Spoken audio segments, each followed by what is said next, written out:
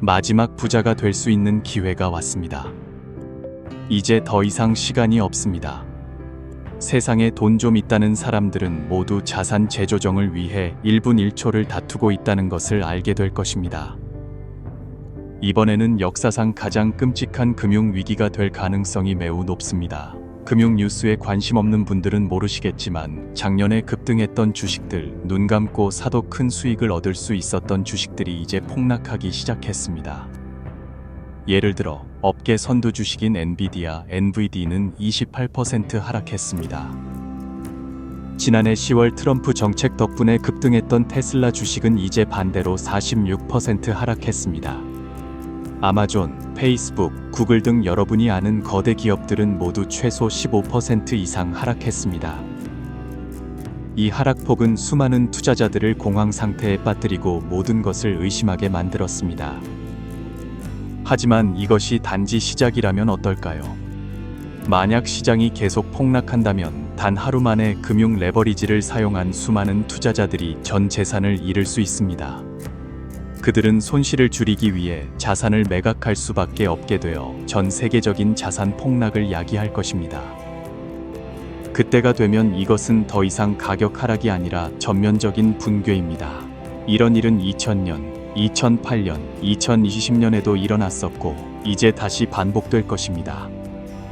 하지만 가장 무서운 것은 시장 붕괴 자체가 아니라 이것이 바로 미국 정부가 원하는 바라는 것입니다. 왜냐고요? 경제가 침체되어야만 전 세계가 미국을 위해 대가를 치르게 되기 때문입니다. 재운술 채널에 오신 시청자 여러분, 안녕하십니까? 연준의 한 지점인 애틀랜타 연방준비은행이 미국의 1분기 GDP가 2.3% 성장할 것이라고 예측했던 것을 기억하십니까? 하지만 지난달 말 그들은 이 수치를 양수 2.3%에서 음수 1.5%로 수정했습니다. 이것은 무엇을 의미할까요? 그들이 미국이 이미 경기 침체에 들어섰음을 공개적으로 인정하고 있다는 의미입니다. 며칠 후 데이터는 다시 한번 수정되었습니다.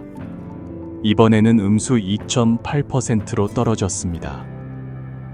이것은 무엇을 의미할까요? 미국이 경기 침체에 빠졌을 뿐만 아니라 상황이 원래 예상보다 훨씬 더 나쁘다는 것을 의미합니다. 따라서 트럼프가 당선되었을 때 주식시장이 급등했다면 그가 취임한 후에는 걷잡을 수 없이 하락할 것입니다. 국가 경기 침체 선언은 많은 곳에서 극도로 민감한 문제이지만 미국 정부조차 이를 공개적으로 인정했습니다.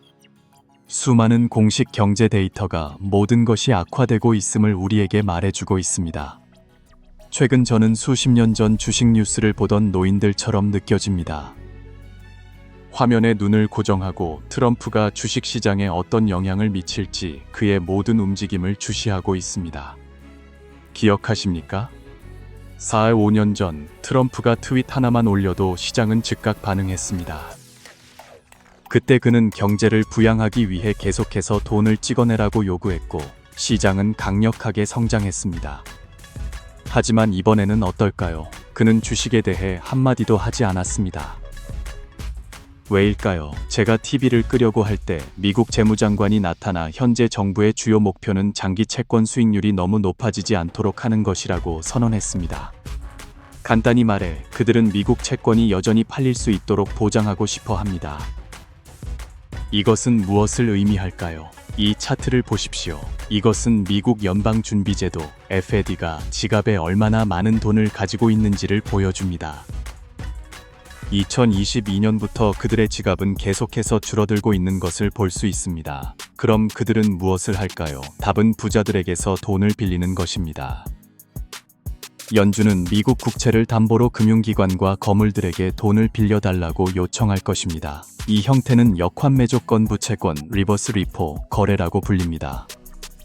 간단히 말해 이것은 연준이 자체 금융 시스템에서 돈을 빌릴 수 있는 능력입니다.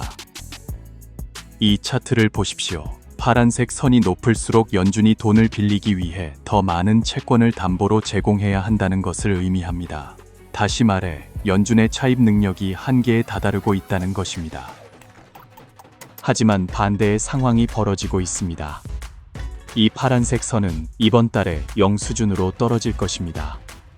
이는 연방준비은행조차 자체 금융기관으로부터 돈을 빌릴 수 없다는 것을 의미합니다.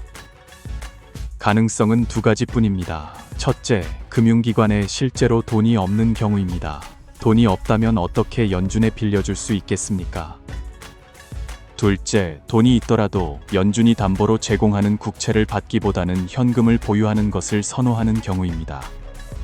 그렇다면 누가 미국 국채를 사줄까요? 현재 연준의 자금은 거의 바닥났고 빌릴 수도 없습니다. 대형 투자자와 금융기관은 돈이 없거나 있어도 미국 국채를 사고 싶어 하지 않습니다. 한편 중국, 일본, 영국 및 기타 여러 국가들은 최근 몇 년 동안 미국 채권을 매각했습니다. 이는 미국 채권이 유동성 고갈 상태에 직면해 있음을 의미합니다. 다시 말해 시장에서 정상적으로 유통되지 않는다는 것입니다. 왜 그럴까요? 팔고 싶어 하는 사람은 점점 많아지는 반면 사고 싶어 하는 사람은 점점 줄어들기 때문입니다.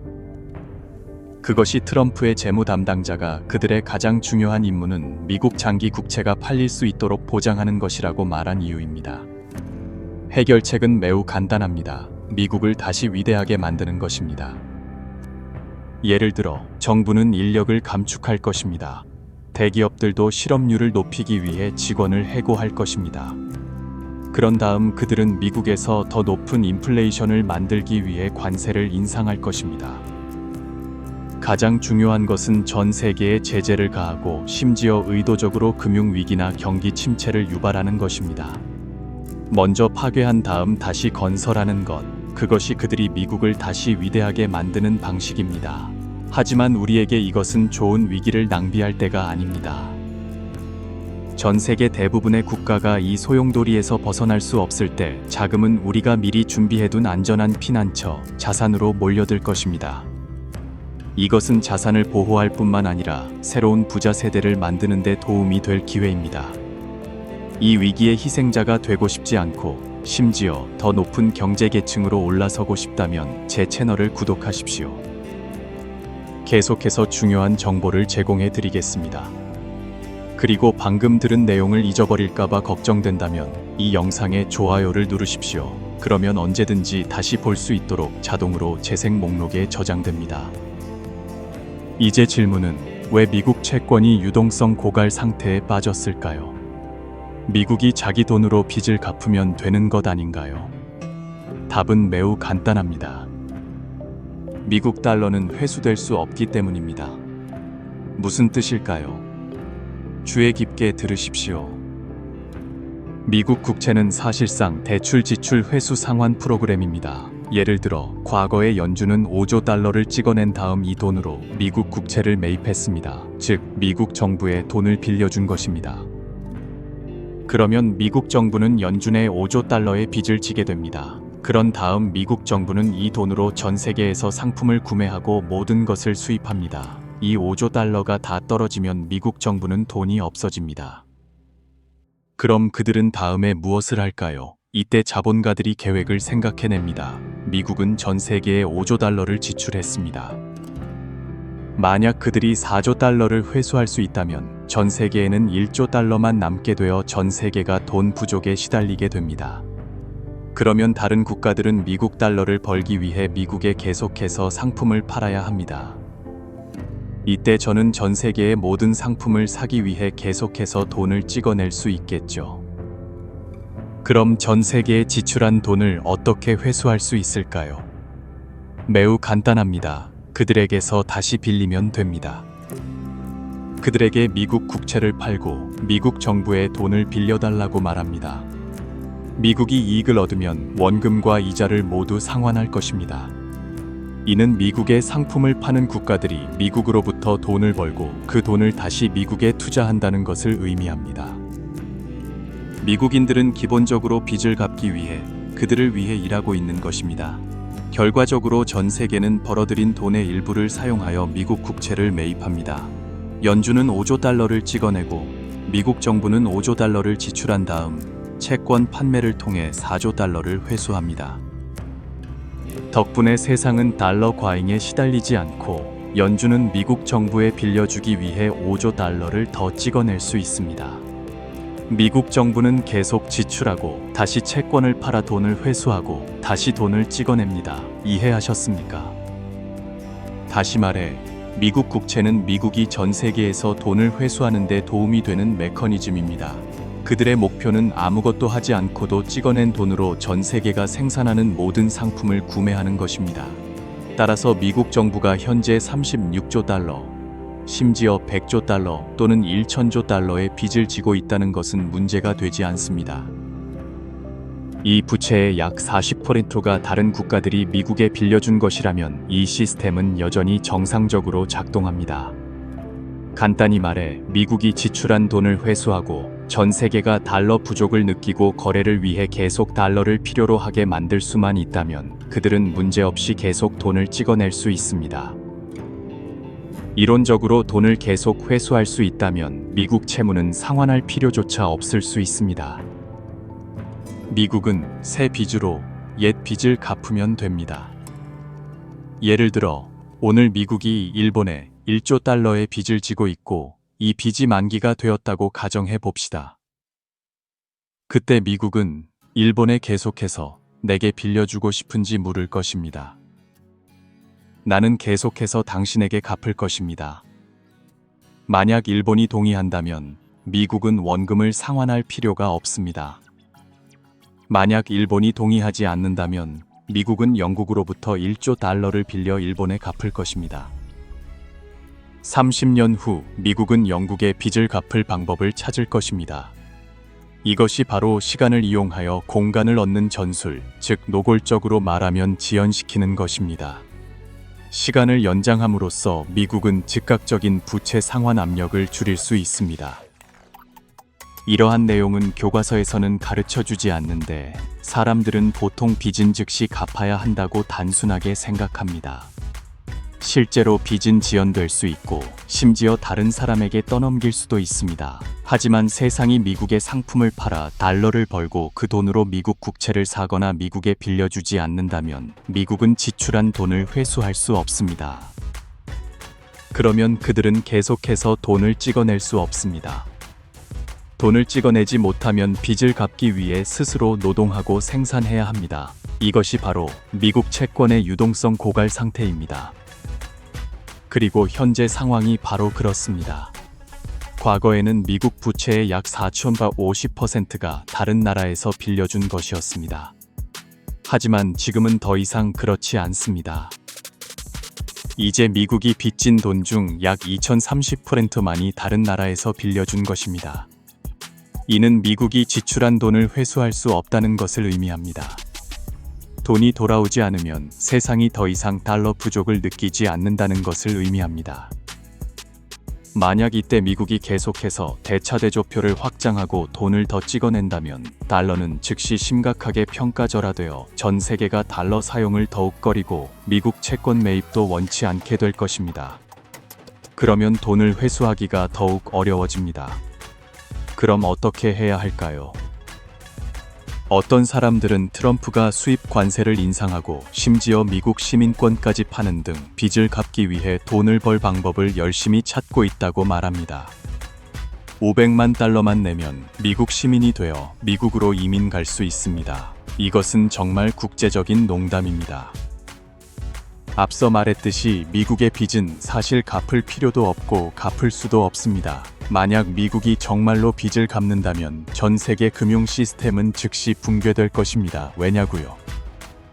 트럼프가 전 세계에서 돈을 회수하여 미국으로 자금을 끌어들이는 데 성공했다고 가정해 봅시다. 하지만 그가 그 돈으로 빚을 갚으면 돈은 다시 시스템에서 빠져나가게 됩니다. 더욱이 미국의 가장 큰 채권자는 바로 연방준비제도 FED입니다. 과거에 연준은 돈을 찍어 미국 정부에 빌려주었습니다.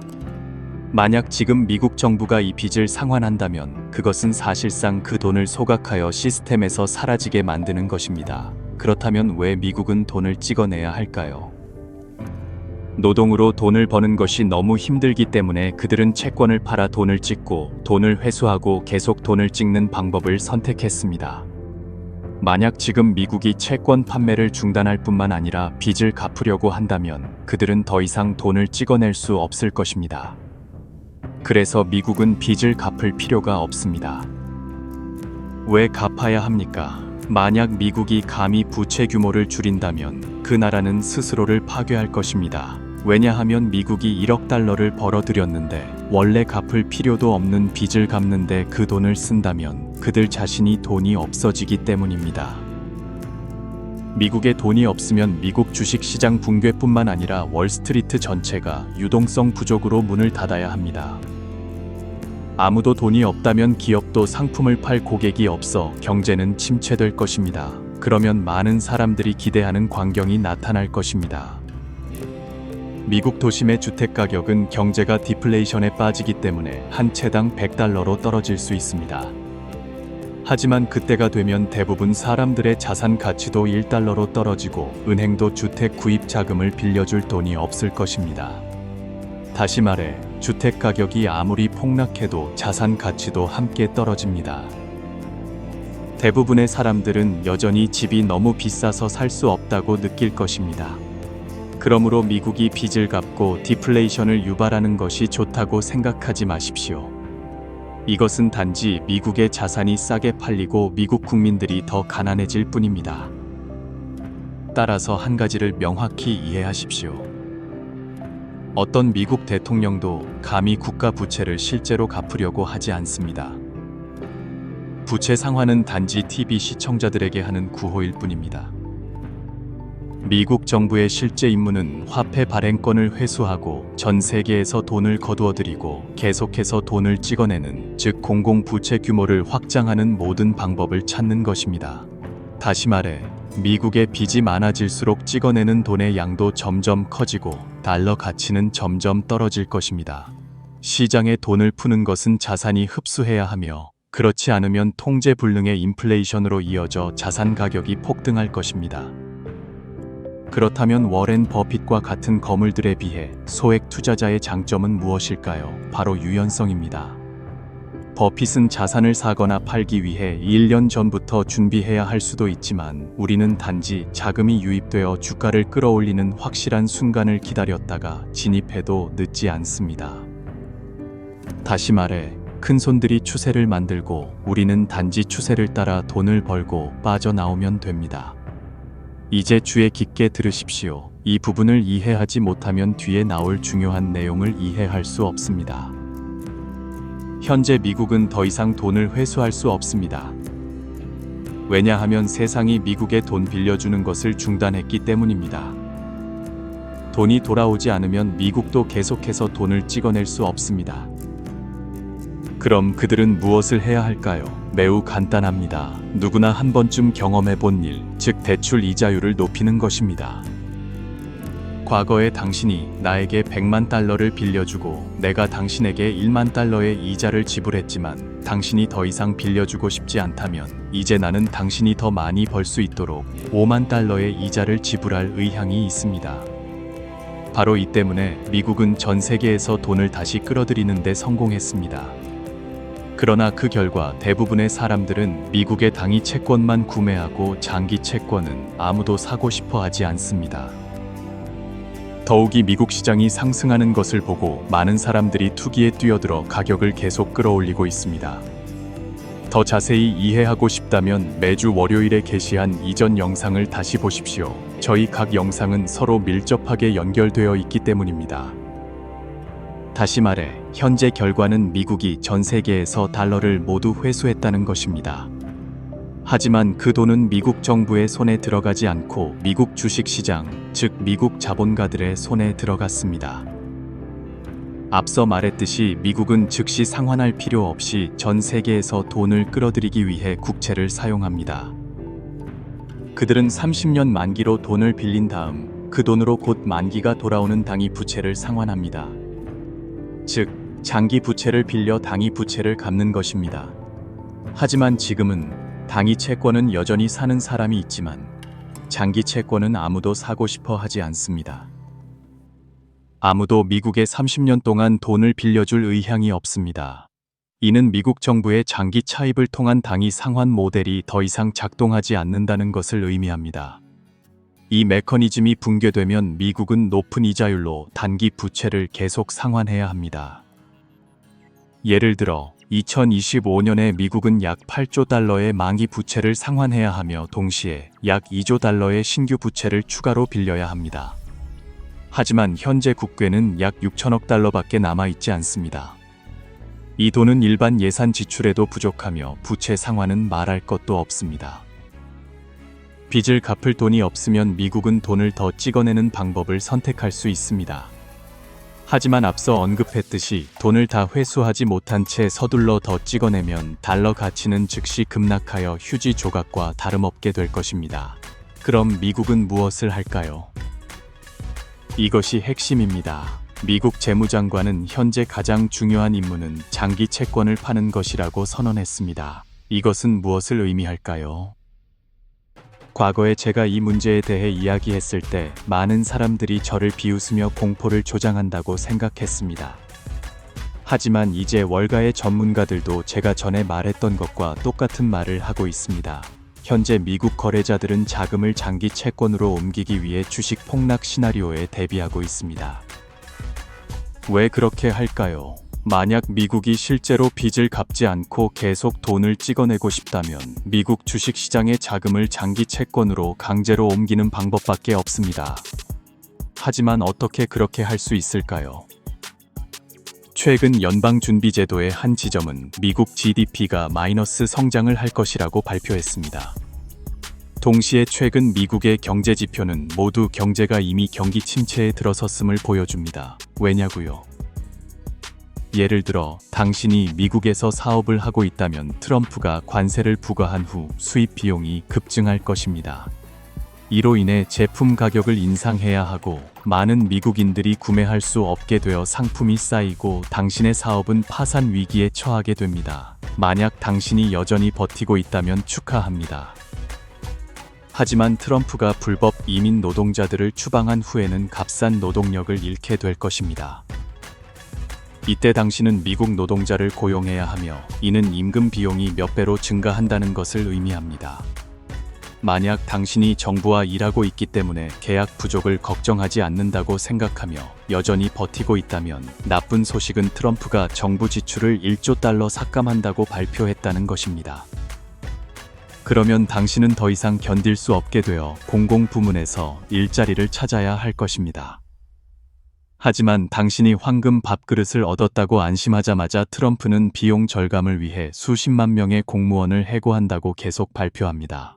당신은 아마존, 페이스북과 같은 대기업의 일자리를 구하러 가지만 이 모든 대기업들도 대규모 인력을 감축하고 있습니다. 그 결과 사회의 엘리트 인력조차 대량으로 실직하게 됩니다. 그렇다면 당신의 주택 융자, 자동차 융자는 어떻게 될까요? 실직하고 수입이 없으면 무엇으로 빚을 갚을 수 있을까요? 현재 미국의 신용카드 연체율은 2008년 금융위기 수준으로 증가했습니다. 그래서 보시다시피 트럼프는 미국을 다시 위대하게 만들자고 외치지만 그가 하고 있는 모든 일은 사실 미국을 경기 침체로 몰아넣고 있는 것입니다. 왜 그럴까요? 매우 간단합니다. 미국은 경기 침체에 대한 담론을 조작하고 미국 경제가 곧 침체될 것이라고 계속 선언하며 세계에서 가장 강력한 경제조차 하락하고 있다는 메시지를 보냅니다. 이는 더 이상 실제로 가치 있는 투자가 없다는 것을 의미합니다. 어디에 투자하든 손실을 볼 것입니다. 이처럼 위험이 높은 상황에서 미국 국채는 높은 수익률과 안정성을 가지고 있습니다. 이는 당신이 빨리 미국 채권에 돈을 옮겨야 한다는 것을 의미합니다. 그리고 당신은 일반적인 미국 채권뿐만 아니라 장기 채권을 사야 합니다. 현재 이자율이 4.5% 수준이기 때문입니다. 지금 구매하면 이 이자율을 30년 동안 고정할 수 있습니다. 지금 사지 않으면 모두가 몰려들 때 이자율이 떨어지고 채권 가격이 상승하여 미래에 그것을 소유하기 위해 더 많은 돈을 지불해야 합니다. 바로 이 때문에 많은 사람들이 미국의 장기 채권 쟁탈전에 내몰리고 있습니다. 여기서 세 가지 시나리오가 발생할 수 있습니다. 첫째, 가장 이상적인 결과로 미국 주식시장이 붕괴하지 않고 미국 채권이 성공적으로 매각되는 것입니다. 그렇다면 아무 문제 없습니다. 하지만 앞서 언급했듯이 미국 채권과 미국 주식은 시소의 양쪽 끝과 같습니다. 돈이 채권으로 흘러 들어가면 주식은 자본 흐름을 잃습니다. 현재 미국 채권을 메우는 데 필요한 자금의 양은 매우 큽니다. 균형을 유지하려면 미국 주식은 장기간에 걸쳐 점진적으로 하락해야 하며 동시에 시장을 지탱하기 위해 지속적인 자금 유입이 필요합니다. 그러나 이 가능성은 상당히 낮습니다. 둘째, 가능성이 더 높고 우리가 자주 이야기하는 시나리오입니다. 많은 사람들이 매수하면서 미국 채권은 급등하지만 미국 주식은 2000년, 2008년, 2020년의 위기와 마찬가지로 빠르게 붕괴합니다. 그러면 미국은 채권에서 돈을 회수하여 연방준비제도가 대차대조표를 확장하고 장애물 없이 돈을 더 찍어낼 수 있게 됩니다. 찍어낸 돈은 금융기관에 거의 제로 금리로 빌려주어 그들이 싼 값에 주식을 사서 주식시장을 다시 끌어올릴 수 있습니다.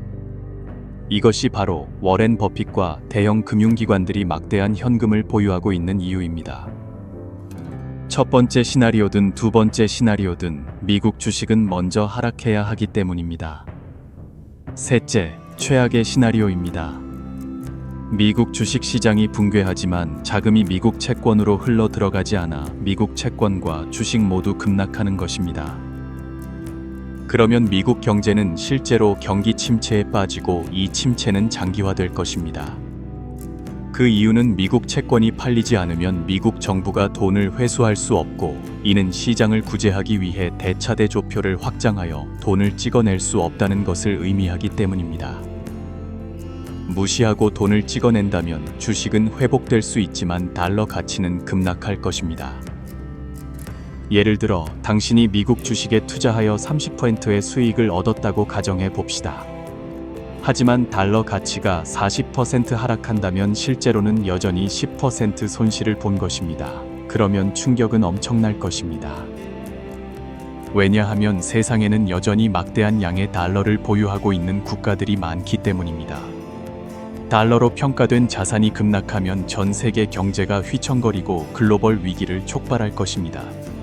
그렇다면 트럼프는 왜 미국 경제에 해를 끼치는 많은 일을 자발적으로 할까요? 사실 그는 전 세계의 목에 칼을 겨누고 메시지를 보내고 있는 것입니다. 만약 각국이 미국 채권을 산다면 모든 것이 괜찮을 것입니다. 하지만 각국이 계속해서 구매를 거부한다면 미국이 붕괴할 때 세상도 함께 붕괴할 것입니다. 그때 금융위기가 전 세계로 확산되면 어떻게 될까요? 다른 나라들은 자국을 구하기 전에 미국을 먼저 구해야 할 것입니다. 2008년 금융위기를 기억해 보십시오. 그것은 미국에서 시작되어 전 세계로 확산되었습니다. 하지만 미국은 경제 회복이 가장 빠른 국가였습니다. 어쨌든 미국은 여전히 미국입니다. 하지만 한 가지를 다시 한번 강조해야 합니다. 시장의 작동 방식을 명확히 이해한다면 돈을 벌 수 있을 뿐만 아니라 과거 어느 때보다 빠르게 돈을 벌 수 있습니다. 여기까지 들으면 어떤 사람들은 제가 또 허풍을 떤다고 말할지도 모릅니다.